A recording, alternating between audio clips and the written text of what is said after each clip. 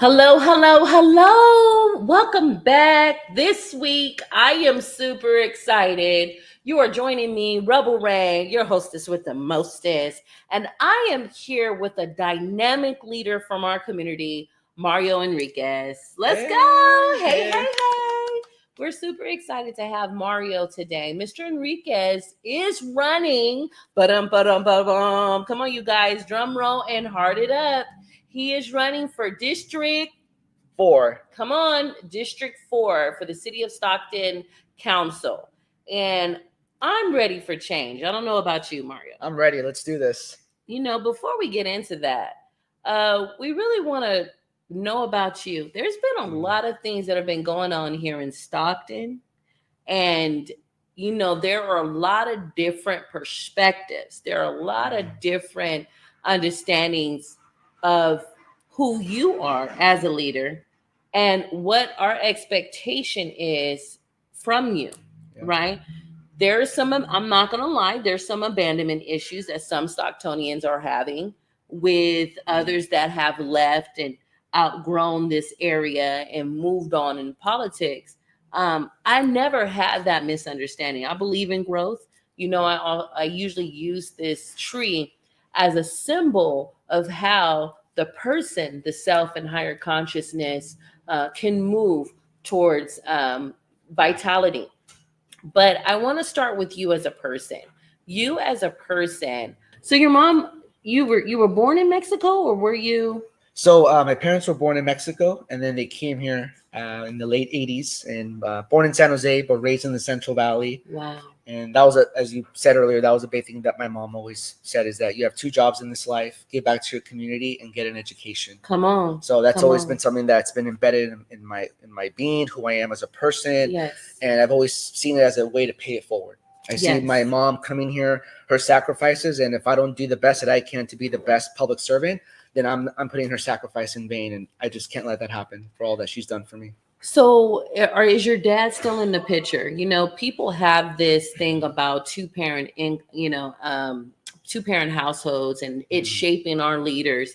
I think some of the best fundamental leaders come from different backgrounds. Can you tell us a little bit more about your family? Yeah, so for the most part, my older sister, my mom, and I have always been a unit. My dad was a union member. He was a cement mason, and right before I started UOP in Lathrop, we actually lost our home, and it was at that point there was a lot going on with him. He left the picture, and then as a young adult, my mom became a single mom. So it's it was a different type of impact for me and my sister, and the fact that my family was displaced was really challenging. Being especially in Latino families, even though I was the youngest, but being the only male in the family, my mom really did put a lot of pressure on me to take care of the family.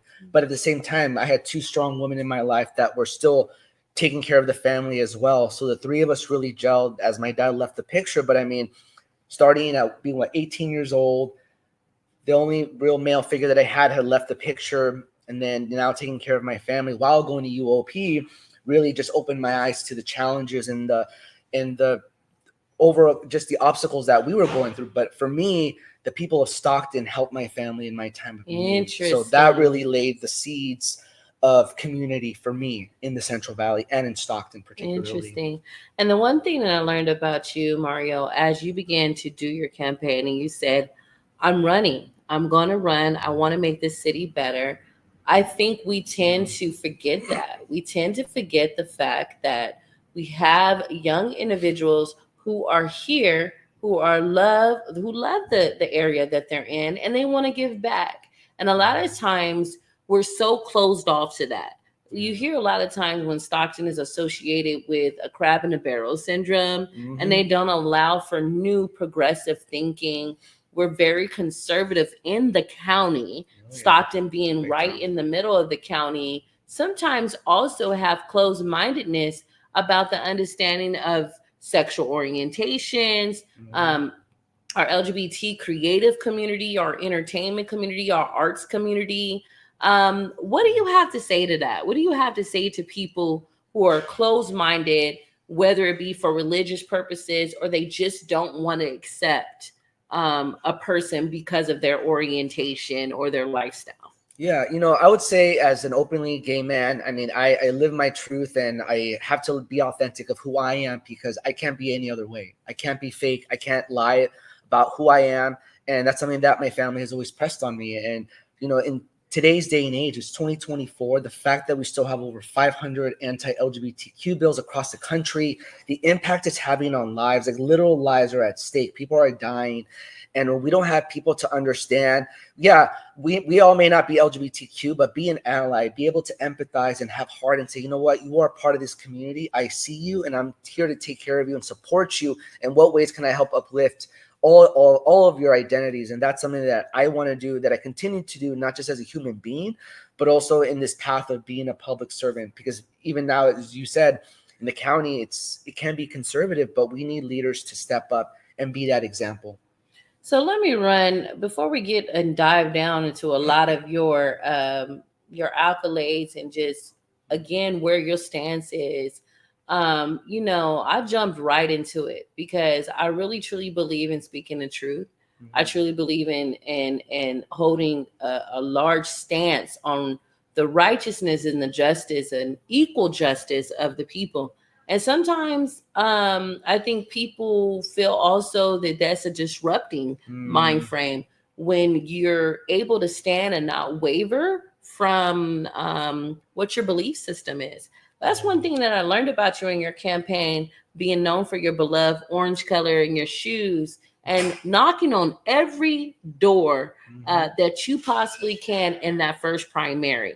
And that was important. That was important for me to see, not just being a South Stockton leader in the city of Stockton, but we're always looking for a dais that is working together and have the potential to work together to make progressive change. And progression doesn't mean, the things that we fear so much as contents of religion or context of nationalism that we have seen, the individualism also that we see. We have to move as a collective.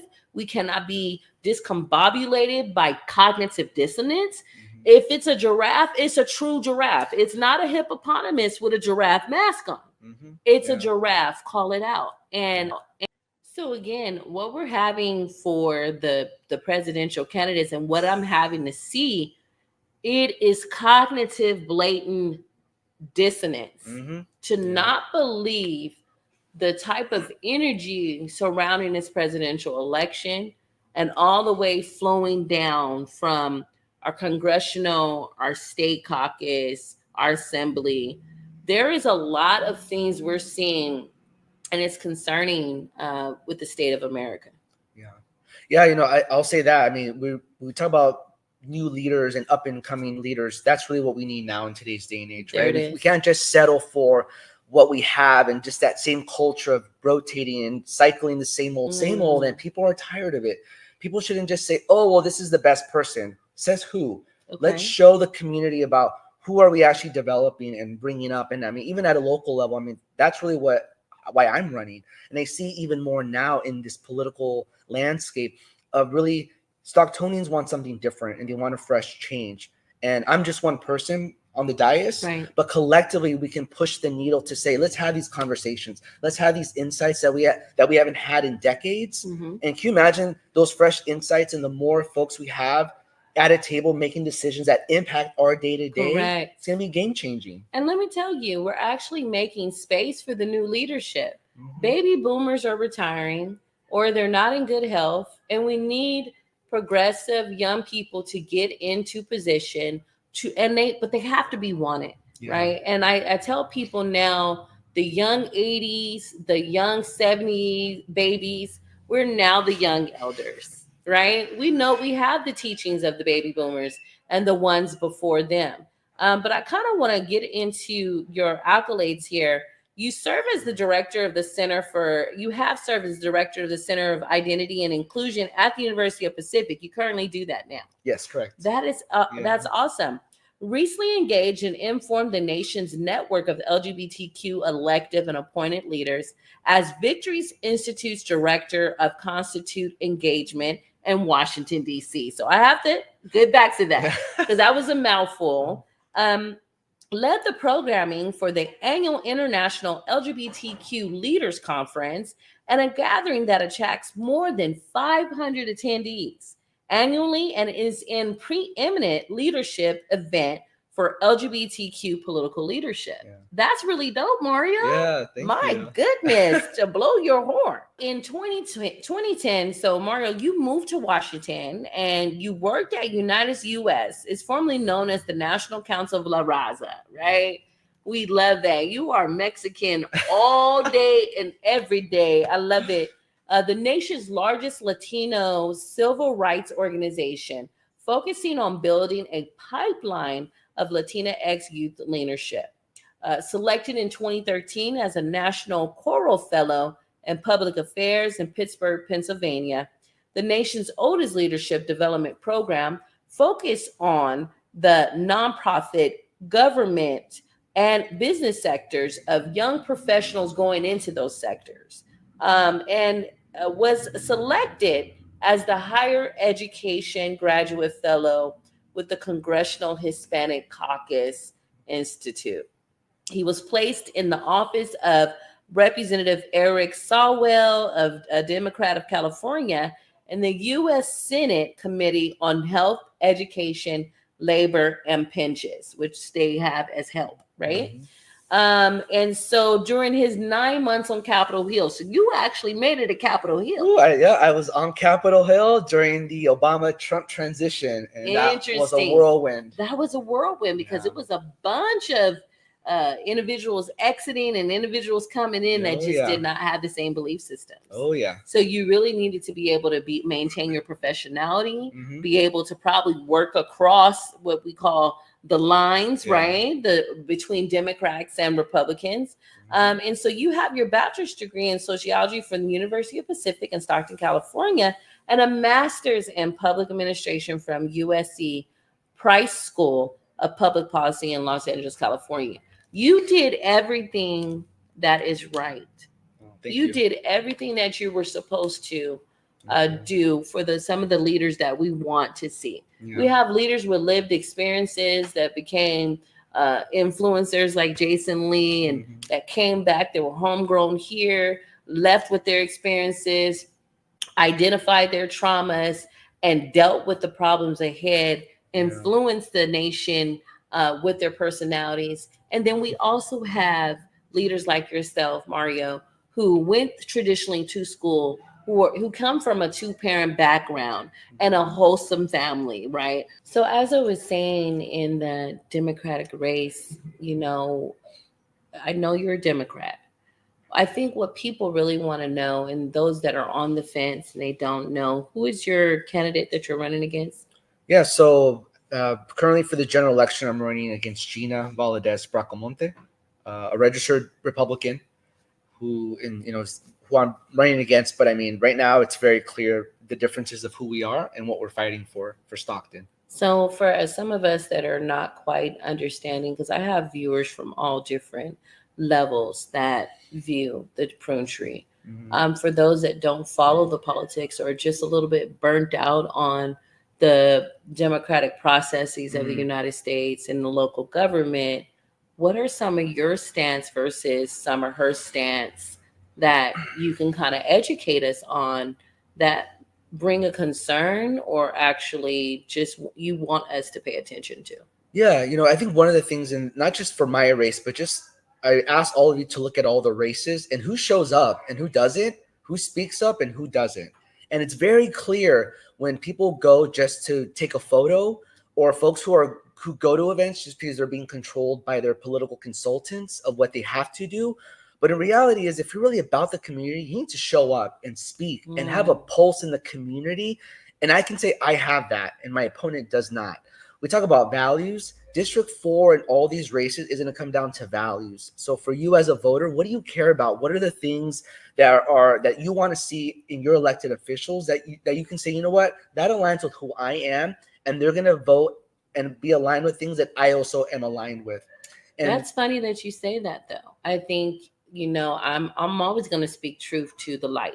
Mm-hmm. And you got to be focusing on that light, though. You Yeah. can't be on no shadow work and you being in a line with shadow. Yeah. And being transparent, right? I mean, Right. you have to show who's endorsing you, what events you go to. You want to show what you're actively doing in the community. Right. And I am doing that, and my opponent is not.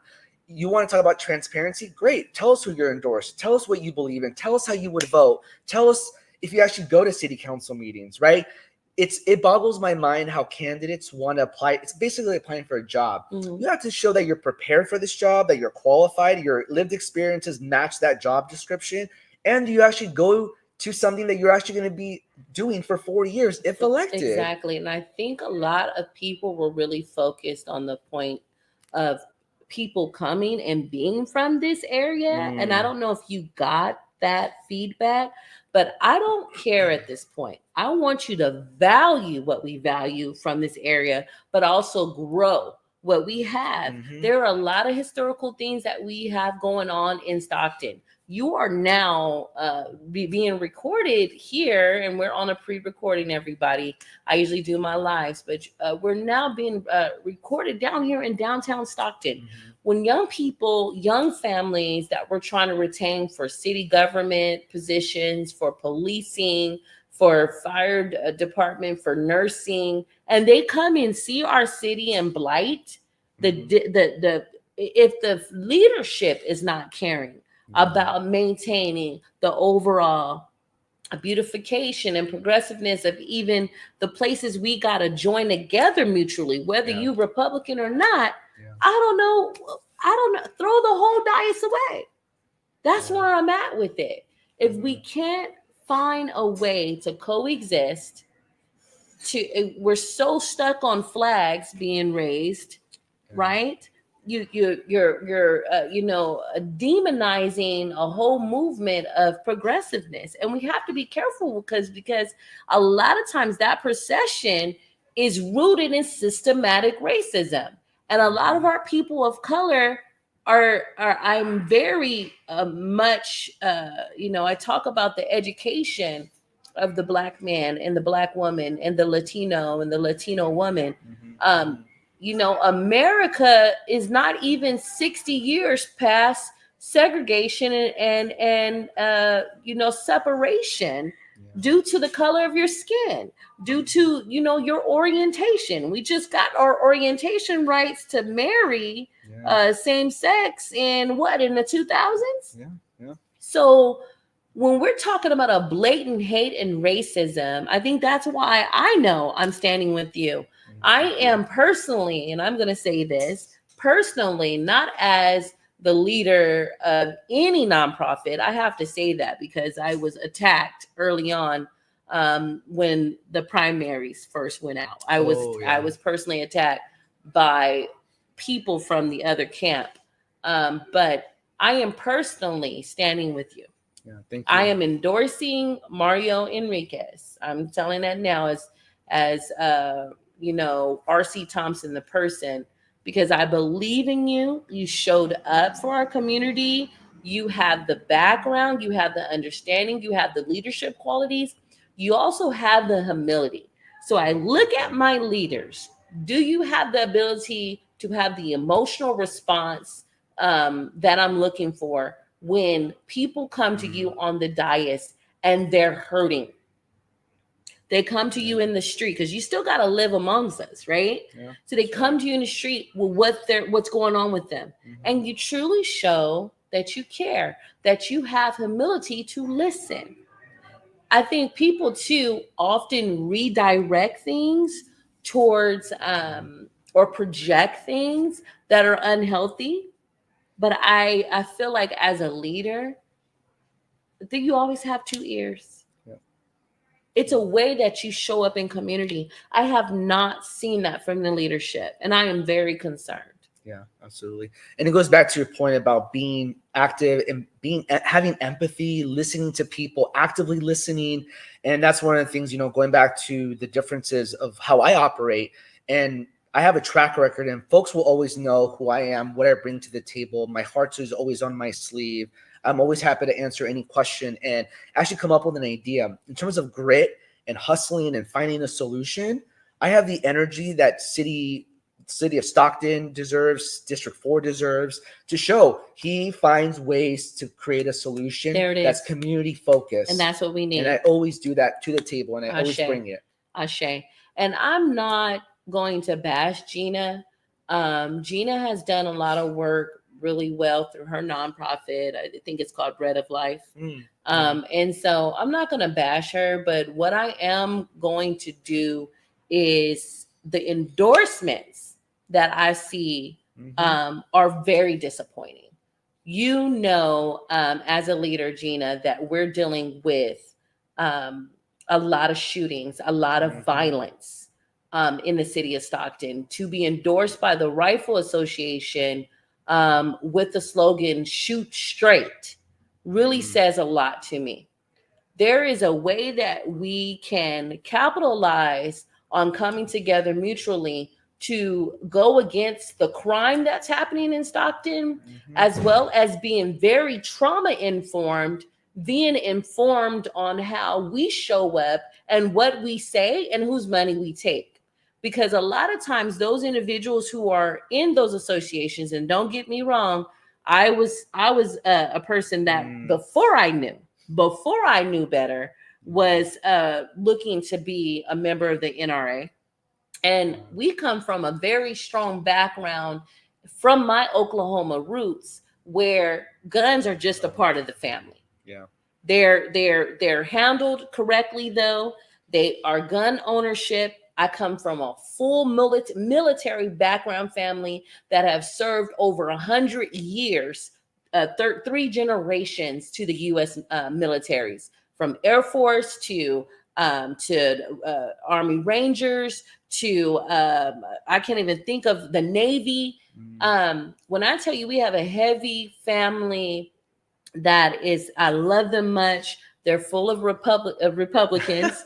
And some of them are Democrats, but we understand there are things that we just draw a line in the sand. But what we don't do is we don't threaten with slogans. And that hurt me to see that endorsement. And Gina, you're more than welcome to come on the Pruned podcast to really help us understand what your stance is. But now and more than ever, the fear mongering that people are feeling, right? After COVID, there was no retribution to even coming to the table and saying, listen, we're going to be okay. We just went through a pandemic. We lost so many things. It just got out of hand, right? There was no pause. When you go through something that traumatic, it has to be a pause. Yep, absolutely. And we're looking for leaders to rebuild this infrastructure. We know that California is having a hard time. We know that. But we need progressive leaders that can say, hey, I'm willing to be bipartisan if I have to go across the lines and work to get this infrastructure together. Are you willing to do that, Mario? Yeah, absolutely. And I'm proud to say that I have a track record of working with folks all across the aisle. You know, even though I'm a Democrat, I work with everybody to get the solutions that we need to, whether it was working on the Pittsburgh City Council, helping my boss, the council member at the time in Pennsylvania, get things done, going and meeting with other council members and policy aides on Capitol Hill, as I mentioned, when we were going through the Obama-Trump transition, still having to work with people on the Senate, on the House side, and that's how we come up with solutions. So I gained those skills of consensus building and working across the aisle, and that's what I'm bringing to the Stockton City Council race, and also if elected on the dais. Again, it goes back to the differences in qualifications. And, you know, again, folks might say, oh, he's a Democrat, he's not going to work with anybody. I have a track record, and I'm always ready to work with anybody, because as council members, we have to realize that we work for everybody. That's right. We don't pick and choose constituents in the district. Oh, I only want to serve these people and not these other folks. Yep. I serve everybody. And that's why you see me in South Stockton, North Stockton, all throughout Stockton, because I represent all of Stockton if elected. So, and that's what I continue to do in my community work. But we have to think about, when I said earlier, who shows up. Who shows up? Who shows up for the pride flag raising? You fight and you represent the LGBTQ community, whether you like it or not. Again, it goes back to values. Who shows up? Because I don't see Gina showing up. When we talk about city council meetings, who takes notes? Who wants to be thoughtful about the decisions that are happening now? So when you actually start the job, you actually know what you have to do to create policies. Come on. I do that. That's what I have. That's what also, it's about modeling good leadership. There it is. You said earlier about how city council members even now don't show up. Right. They don't have the ideas. When was the last time you actually heard someone say, I have a new ordinances I want to propose? There it is. It's rubber stamping, and people are tired of the rubber stamping, the yes, the no's. Sometimes they ask questions and the answer's on page 2. There it is. Do your research. If you're not willing to do the work, step to the side and let new leaders step up and represent our people. And I think a lot of times too, I want to address the mudslinging. Mm-hmm. The mudslinging is not even strategic anymore. It's just so blatant, disrespectful, and classless. Yeah. And even if you're an internet gangster, and I'm going to call the internet gangsters out, we have come through a council society, a council society mantra where you can write a letter, you can write an email and try to destroy a person. And I'll always acknowledge that energy, but I send it back to the sender. Mm-hmm. Because if you're not walking in your purpose, you're too busy trying to control what's happening around you versus bringing everyone together to unify and to heal our community, you need to step aside. That's right. It's time now. It's time for the nonsense to stop. We just had those shootings. How many more babies need to die by shooting themselves, being full of anger, not having a place, a shelter to go? Why are we normalizing babies coming out of tents in parks? Why are we normalizing the trash buildup? When we can come together, we can put people in housing. We're sitting on so many blatant buildings in the city of Stockton that can be converted into housing and also shops underneath. Yeah. There are people who are moving forward, but also those that are in power and the governance over San Joaquin County and Stockton need to move together. Yeah. What are your plans to support moving together and connecting with our county officials? Yeah, I think one of the big things is the consensus building, is building those relationships. And that's one step, right? The first thing that I've noticed coming in as a candidate has been there's not that relationship of like reaching out across, not the political aisle, but reaching to the county supervisors and the council members. Because there's a lot of money at the county level and the state level. Yes. But we need council members that say, oh, well, I'm just a council person. What can I do? But it's that level of energy and work ethic that you have to push people, not in a disrespectful way, but sometimes you have to say, hey, these are demands of my constituents and I am fighting to get these resources. You don't see that energy and that fire from our council members. We need that new energy. And that's why I talk about the next generation, young people, leaders that have the energy to say, hey, you know what? If you don't have that energy to fight for me, step to the side. But I have seen other city councils operate where they were so intentional with fighting for their people that they got those resources from the state level, congressional level, down to the county and the city. They funneled that money down. I was very hurt, when I was invited to Jason Lee got a bunch of our leaders together, whether it was city, county, government officials, small businesses, nonprofits.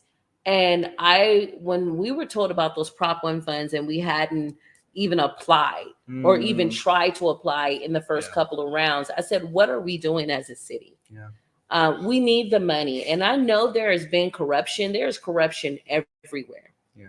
We have to get the right people in, get the bad apples out, and we got to fix this problem. Yeah. We have historical buildings that have blight and fecal matter and different other things that they're dealing with. I would love that our civic center down there, our city hall, the old buildings, that's blight. Yeah. When they're run down, when there's not money that's allocated to even build our infrastructure. Yeah. We currently don't have an outdoor play area that's designated for just like batting cages and a local swimming pool or ice skating rink that's all together. Yeah. You know what I'm saying? We have that ability. Looking at, look at Laguna. I even take my kids up to Dublin. I love their little waterfall splash, little aqua um, center that they had. And I'm like, where is Stockton on the progressiveness? Yeah. Besides what's going on with you, your unhealed inner self, and the trauma that you have from your inner childhood, because that's what a lot of our leaders are leading from. Mm-hmm. Don't get at me because I am a mental health therapist. You know, I call it out for what it is. There's a lot of unhealed trauma even in our leadership. Yeah. How do Absolutely. you heal yourself when people are throwing mud at you, Mario? How do you support showing up every day and lacing up your orange shoes and you're running to Yeah. get these things done? How do you guide your mind?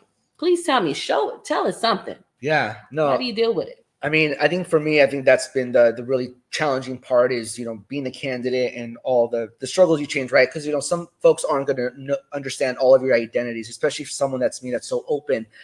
For me, I really have learned the last 19 months of campaigning that really ground myself with my family, coming home late at night after going to a council meeting or going to community events and just really sitting down with my mom and just processing the day, the week, how I feel. A safe space. Yeah, and I'm lucky. I'm sure a lot of kids say, but I have the best mom in the world, and she's someone who really grounds me. And what one of my campaign managers, she always says, she's like, Mario, like, I see your mom as like your Michelle Obama. Like, she's really that person that centers you and grounds you and checks you, and even checks your ego, right? I think we need those folks in our lives to check us when we're doing well, and also just in terms of staying grounded with not being corrupted, not going into something that you don't align yourself with. And I've always held that to my truth, and my mom has been really that person for me. Because you're right, it does get to you, especially locally here in politics and the corruption and all the things. And I think also on the other side, it's also a benefit for me because I also, even though I'm from the community, I've had time to leave and go out to other parts of the country to learn different things and to come back to my city. But what's great is that I don't have those established alignments or to say, oh, you're in this silo or you're on this camp. Right. I'm here for everyone. And I think that's the thing that's throwing people off in a good way. Right. To say, hey, this is what modeling good leadership is. I think that's what modeling good leadership is. And how do we actually connect across the board? Because again, it takes a couple of deciding votes to move the actual city forward, not just one. That's right. So, where is your stance with is it can you share with us who you're going to be endorsing and supporting their campaigns? Can you share with us one person that you're really for sure? Yeah. So current candidates right now, I mean, one of the things that I've really been keeping in tabs has been really just having sit downs, one-on-ones with all the candidates. And again, I really pay attention to, as I said earlier, who shows up, who speaks up on the issues, who has that fire and that energy. And, even though as a registered Democrat, I've engaged more with the endorsed Democrats, with the San Joaquin County Democrats, particularly in District 2 race. I'm looking at Waqar Rizvi. Okay. He's someone who is not just a Pacific alum, but is also part of the Rotary Club, but really has a policy background that can really best serve our city. Okay. With the mayor's race, right, I look at, obviously we have Tom Petty and Christina Fugazi running. One of the things I really appreciate about Christina Fugazi is her policy background, the insights. She has institutional knowledge that can really benefit our community. And for me, again, right, I want to learn and understand. Yes, people might say things about all the candidates, but again, it really comes down to who can I have a relationship with, who's going to listen to me, and who's going to be able to say, you know what, this is a good policy idea that we can create that's going to create the 4 votes, but also benefit the people of Stockton. So I'm willing to work with any candidate and actually any elected official, colleagues of mine, to say this is what we need to do for our city. But again, for all the races, pay attention who speaks and who shows up. Okay. But I'm willing to work with anyone that gets elected to move our city forward. So where are your specific stance? And I'm going to call out 3 that everyone is watching in this moment in time. Housing and the unhoused. Okay. Especially with the new law that has been pushed down by the Supreme Court. The economic development or the career development of the area, bringing that workforce, but also bringing in a culture again that allows for our communities to thrive, because you're bringing in entertainment industry downtown, you're bringing the arts back downtown, you're bringing in maybe some type of credits or ordinances that support going against those land owners or those that have bought these buildings, and they just sit on them because they believe where it's a hedge fund of some sort or whatever. What is your stance on crime? So these are the three things that we are really looking at as a full city right now, whether you're Republican or Democrat. What is your stance, and how strong are you going to pursue those things? Yeah. Well, first, maybe we talk about our unhoused community. Yeah. I mean, obviously, you know, I shared earlier, I mean, that's something that I went through with my family. So for me, our unhoused population is very personal to me, being unhoused myself. But we also have to approach people in a very humane way. You know, we just can't say, oh, well, there's a shelter, just go to the shelter. It's not that black and white. We have to understand that folks are unhoused for many reasons. It could be drugs, it could be mental health, it could be because you couldn't afford your house and you're in a house because you have housing affordability. You might be a registered sex offender. Yeah. Right. And a lot of people think, well, you know, they're out on their own. They committed this crime. I don't want my taxpayer dollars housing them. No way. Yeah. Well, where are they going to go? Yeah, exactly. And also thinking that, you know, if you have pets, your belongings, and sometimes shelters don't allow all those things. So you have to meet folks where they're at as well. One of the things I know I've been looking at has been Mayor Todd Gloria in San Diego. He has a safe sleeping program. Okay. We talk about the downtown, and this is also connected to crime and the blight here in this area in downtown Stockton, is that all these things are interconnected. So when you really think about it, and if you think about a safe sleeping program, it can say, let's take a building, let's take a plot of land. And what they do in San Diego is that they have tents because you're meeting them where they're at, where they can still have their pets, they're getting their services, they can eat meals, they have showers. So it's more of a transition versus a jerk out of their personal. Exactly. Because everyone is trying to find, it sounds like, a homeostasis. They're trying to, when you're in a position where you have a heightened emotional response to everything around you, you can't trust anybody. You got to sleep with one eye open. Yeah. You have to build a little community around you just so you can feel safe. And I think people take that humanitarian lens because they look at the blight and the problem, the trash buildup, the drugs and the opioids and everything, the nakedness, the fecal matter, anything that we're seeing with homelessness. And they look at all of that and they generalize it and they say, throw the whole thing away. Just bust them off. I think that is the most inhumane thing. Yeah. That's me talking as a mental health therapist, trauma-informed specialist, and a social worker. Get at me. Yeah. Right? Yeah. That's the most inhumane thing you can say. Yeah. Yeah. Especially when you know there are elders, there are vulnerable populations. If you've never been through the trauma of being unsheltered or have that safety net ripped from underneath you, you don't know the emotional turmoil that it does for you, right? Yeah. So you talk from lived experience. You became homeless with your mother. Talk to me about that for a little bit. Yeah, I mean, when we lost our house right before I started my time at Pacific, you know, it was unsettling. It's like, how do we pay the bills? How do we get tuition paid? How do we ensure that you have a roof over your head? And it was the type of situation where, you know, we had lost our home, right? Something that I had always known as, it's my permanent, it's my safety blanket. It's something that is secure. And then to no longer have that, I was going to UOP, but I had to fight to become a resident assistant just to have on-campus housing. So folks might say, oh, well, you still had a place over your head, but that feeling of insecurity, financial insecurity, not knowing your family's going to be okay. I mean, us working 2-3 jobs to help pay my sister's tuition when she transferred to San Francisco State. My mom going from house to house with our cousins and our uncles and our aunts. I mean, for me, it just felt like I wasn't able to provide something secure for my family, right? Because it fell on me. And I'm not saying that as like, you know, it was, of course, it was a challenge, but, you know, we have to understand that folks face housing insecurity at different levels, and you have to meet them where they're at. There it is. So when I see people in the community, you know, I met a woman in the district at Oak Park, And it was when it was a hot day, it was 110. It was last Saturday. And she said, Mario, her name is Robin. She said, I can't even get to a cooling center. I'm on a wheelchair.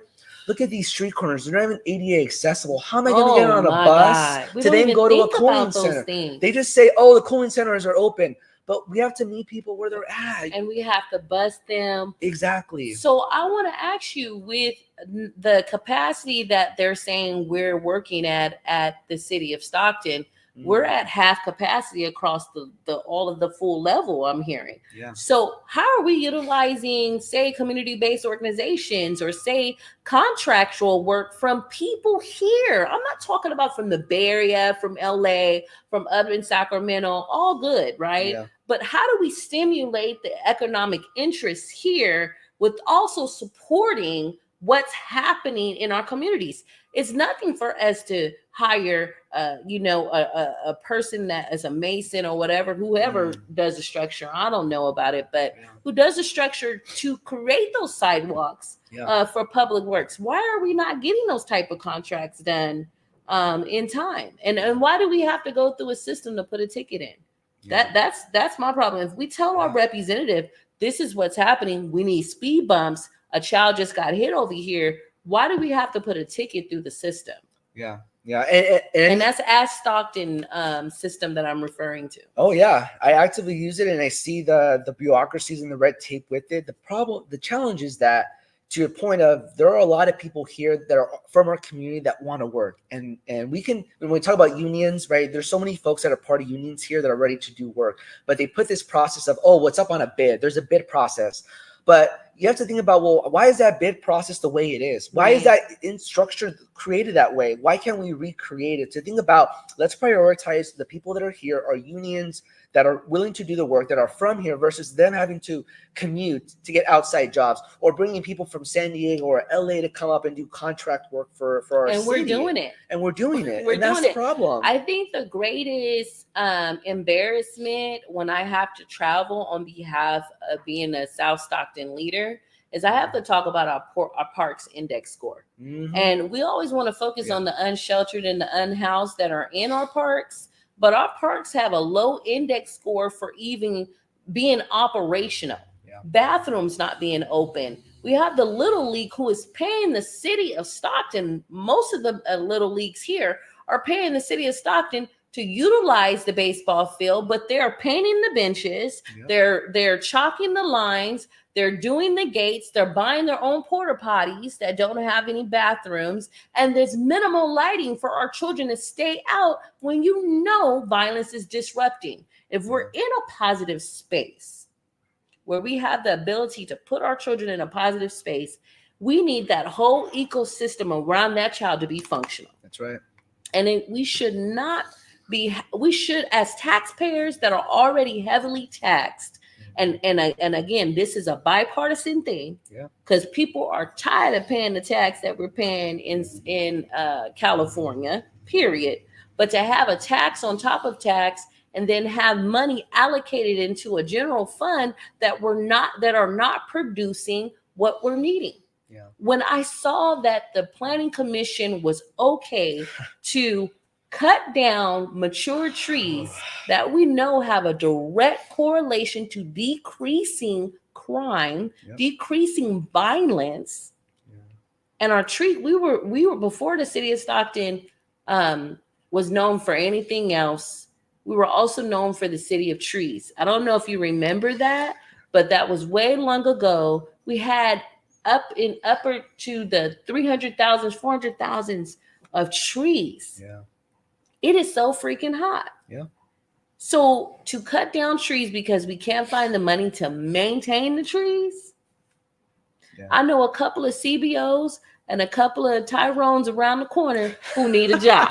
You better stop playing with me. You hear what I'm saying? And then you're teaching them a skill that necessarily doesn't need college. You're teaching them a certified program. You're teaching them to purpose, where if I get clean and sober, I can have a $27 job with the city of Stockton maintaining these trees. That's right. Come on. That progressive open thinking. I feel like as many people who may own their own business on the dais are not business minded people. Yeah. They're not economic, thoughtful, forward progressing people who know how to put disenfranchised people back in purpose to be good abiding citizens. You got to make pathways. Yeah. I mean, I could go on and on, Mario. Yeah, no, and it's true. I mean, we talk about the pathways. It's about bringing those energies and say, how are we utilizing our funds and our money to create these pathways? So when I think about our unions, apprenticeships, you can be making six figures and no matter what education you're at to get to that pipeline to say, I went through an apprenticeship. I now have a trade that I can utilize, and I have a job here in Stockton that I don't have to leave. Yes. We think about our parks. When, the fact that, like you said, bathrooms aren't even working, buttons are broken. It's like, how are we maintaining that? How are we creating our light fixtures, right? That's infrastructure. It's tied to safety, as you mentioned. The fact that little leagues are paying the city of Stockton is embarrassing. The fact that we can't even utilize the resources that we have for proper things is an insult to our community. It's an insult. And I want you all to look up the broken window theory. That broken window theory, I kind of live by when we talk about economic blight, when we talk about neighborhood action, when we talk about neighborhood transformation. You could be conservative all you want in your spending, but when it starts to come over into your conservative side of town, past the behind the security of what you think your gates hold, and you're not in your backyard attitude. Yeah. Come on. Yeah. Let's not look. Are we going there today? Let's go. Yeah. Because the issues that we're seeing on the south side, the issues we're seeing on the north, the east, are the same issues now we're seeing on the north side. Yeah. And the west side. It's now a full city issue that you cannot completely get away from. Yeah. There's burglaries. My car was broken in now 3 times. I found someone who was unhoused with 2 crowbars and a couple of knives, along with a face mask and a pipe in the back of my SUV. I cannot make this up. And broken in, tried to steal my car a couple of times. Me being a single mom, always working, I'm paying bills. I'm paying for other businesses that I run. So to have that type of violation considerably all the time and not have extra money to fix a truck that helps my business, I felt like I wasn't listened to. You get what I'm saying? And I was told, just make a police report online. Why do we have to accept that? Yeah. So when we say that we're liberated and we're progressive, does not mean that we don't have the same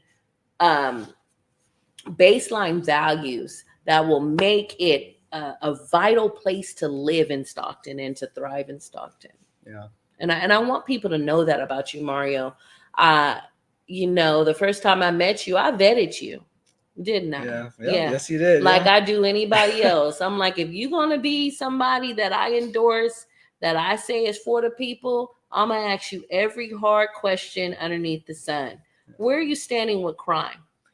Yeah, I mean, that's something that is top priority for most folks that I've talked to. And I think where I'm at is very much working with our police officers, but to see what's really happening, what's asking those questions of how is our funding being utilized in the police department. I've gotten a little bit of that being on the Measure W oversight committee, which funds a certain portion of our fire and police department. But, community policing has been something that other cities have been able to do effectively. How are our neighborhoods collaborating on this issue? Because like you said, it's not just a South Stockton issue or a North Stockton issue. It's all over Stockton, and it's something that needs to be addressed, because if we don't tackle crime, we're not going to be able to work on all these other issues like infrastructure or parks. I mean, all these things are tied together, housing affordability, to make our city feel safe. To know that if you want to walk out at 6 p.m. with your family and just take a stroll, that you feel safe and secure in any part of the city. And that's something that we have to also think about our approaches to folks, right? We can't just say— you can't generalize. Yeah. You just can't say police are going to go and approach every situation. You have to think, okay, well, what about our mental health specialists? What about our community-based policing?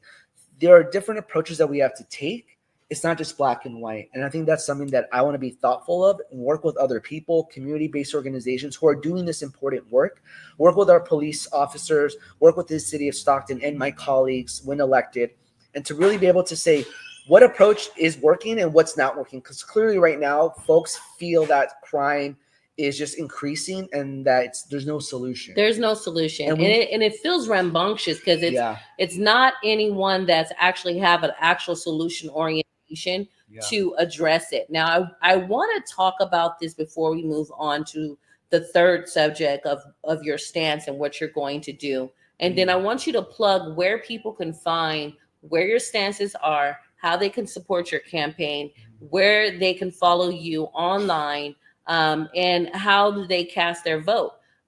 So, one of the things that I think a lot of times when you don't take history and you don't read and you don't confine with other educational, historic people who understand policy, who understand the patterns of racism and injustices in this country, when you don't surround yourself with people like that, you tend to repeat some of the disgraced conducts of what we've seen against vulnerable populations here. And one of the things that turned me off with our sitting mayor now is he used the word law and order.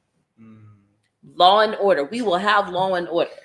You started off with the state of the city as, we're going to be trauma informed, we're going to be diligent, A, B, C, and D, and ended with law and order. I have to give a conscious effort to make sure that we use a caution when we use the type of language back from the 60s and the 50s when George Wallace, if y'all don't know the name, you better go look it up.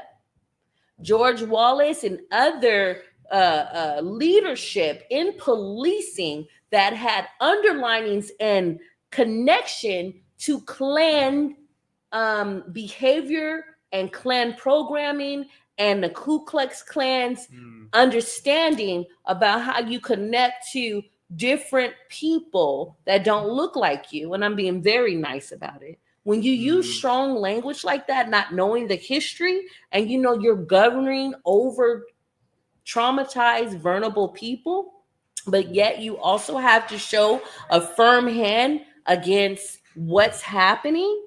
There's a choice of words that you got to use. I'm looking for individuals who have the full picture on how to deal with everybody. I want to know right now, what is your stance on being tough on crime, but also being cognizant and trauma informed on how you talk about the historical, systematic, institutional racism of policing. We must have community policing. Yeah, absolutely. No, I agree. And I think that's something that, it goes down to empathy and really listening to people. And I think that's something that when you go to a city council meeting, it's just very stone cold faces. And you have to show people when you talk about crime, when the community-based policing, it's like you have to have the cultural context to your point of understanding what has happened to our communities. Everyone you talk to is going to have a different feeling of crime.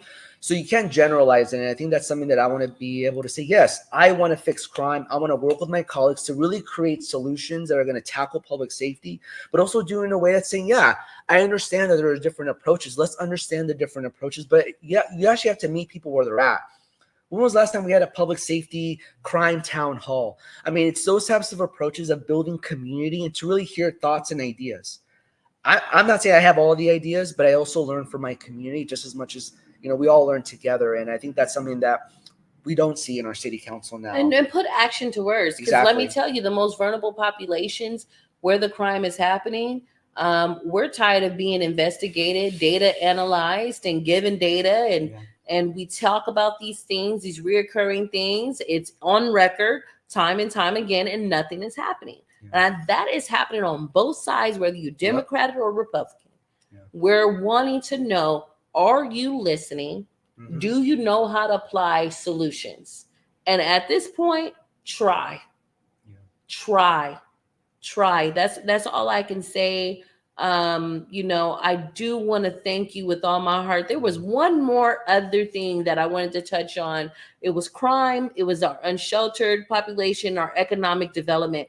Just speak briefly about some points that you're willing to work with to revitalize Mm, the economic workforce development as well as the economics here in this downtown area, District 4, and where you represent the Miracle Mile that is beloved by all city yeah. individuals who know about going to the Miracle Mile and having that as an entertainment venue, having that ability to go to those, personal mom and pop shops and having those relationships on the Miracle Mile, Yeah. but also saving some of the historical buildings. We lost our theater there. That was one Yeah. of the first black and brown theaters when theaters were segregated that you can actually go see a movie. And a lot of people don't know that historical context, but that was lost on the Miracle Mile.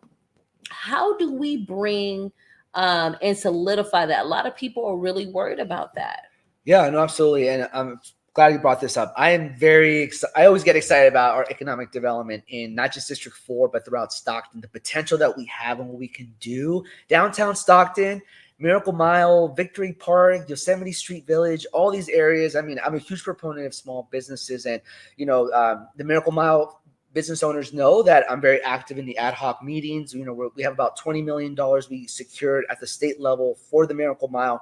And also, the city council will eventually, in the next couple of months, have a proposal to approve money to help fund that additional projects. But it's really important that we support our small businesses, in particular with entrepreneurship hubs. Really being able to say, if you want to start a small business, come here and get trained and There the it is. technical assistance you need to not just start a business, but to be successful, right? To be sustainable. Small mini grants go a Exactly. long way when you got that fat cake grant that the city put out. Those are things that will also Yeah. uplift the look and the landscape of the Yeah. city, but also building money poured into building infrastructure. Yeah. Right? Absolutely. Like the theater that had the coffee shop that we can listen to jazz or acoustic guitar, that's going to bring in different elements into Stockton that will support moving Stockton forward. You can't be scared of that. If you're a progressive and you're like, I don't want a bunch of, these type of people in here, that's not going to work. Yeah. That's not going to work. You got to be open to Mhm. allowing for people to come together, congregate in one big cookout style, Yeah. and understand who are you. Do you remember when a neighbor would come into the neighborhood and we would bring them a plate Yeah. and we would say, "Welcome, neighbor. Here's a pie. Here's some cookies." My mother taught us that way. Yeah. My father, we're Southern hospitality type Yeah. teachings, and so we still have that roots in us. It's time for us to get back to loving one another, to being open to hearing both sides, whether we don't agree, we agree not to agree or disagree, but having class, having integrity, and conducting ourselves in a dignified manner in a way where we can leave hope for our children and our grandchildren to come. I want to thank you again, Mr. Yeah. Enriquez. Thank you. I call you Mario, my friend, but Mr. Enriquez, you will be the next city council member, and you are going higher. And I know there's a lot of negativity around this is just a stepping stone. Listen, that is a person that doesn't have growth mindset. Mhm. Of course, every endeavor that we achieve or hope to achieve is a stepping stone to higher consciousness, to higher understanding, to understanding power dynamics, and understanding personal growth. So I commend you. Thank you. Keep your head up with the mudslinging that will be going around this political season. Your orientation matters, but it does not matter. Mhm. You are very much qualified. to lead us in the direction that we need to go in the city of Stockton. I look forward to supporting you as a person. Thank you. And please tell our viewers and our listeners where they can find you and how they can support you as well. Yeah, no, of course. Well, thank you all again for joining in. You can follow me at Mario for Stockton on Instagram as well as TikTok. And then on Twitter, we're at Mr. Mario Enriquez, but also my website, votemario.com. We made it very easy, but there you can see all the issues that we are focusing on, that we're fighting for you in District 4, but also in Stockton. And any donation that you can make. This has really been a grassroots campaign. And I'm really proud that nearly half of our donations were under $250. And that was a lot of folks that were just chipping in 5, 10, 20 bucks. It was the most grassroots funded campaign this election cycle. We've raised over 6 figures. But I say that because even though people might say, oh, it's just a city council race, this seat is so important because we need this fresh, live energy that we need for all of the city of Stockton. So know that you have a voice in me, you have an advocate and a champion, and know through my track record, I'm going to fight every single day to find solutions for you that benefit our entire city. So I really appreciate it. Ashe, spoken like a true king. You know what you're talking about. And I thank you for being here on the Pruned podcast. Follow us on Instagram, Facebook, and also soon Twitter. We're on all platforms, Spotify, YouTube, as well as Instagram and Facebook. And I truly come to you live every Wednesday Pacific Standard Time. We thank you for this special edition to actually bring this beautiful and also candidate that's full of fire, that's ready to make change in the city of Stockton. And peace out, y'all. Rebel Rae.